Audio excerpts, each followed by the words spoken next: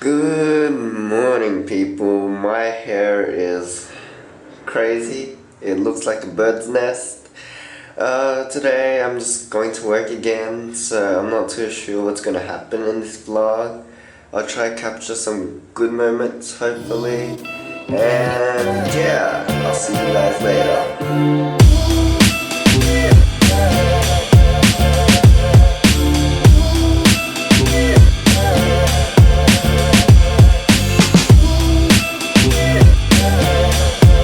What is going on, guys? As you can tell, it's a rainy day, and that means I can't go out and get footage, and I also have work on top of that, so clearly my day starts when I get home about 7 and I go have dinner and watch some of my favorite TV shows. As you can see, this is Gotham right here, and I guess I'm gonna show you my editing process pretty much.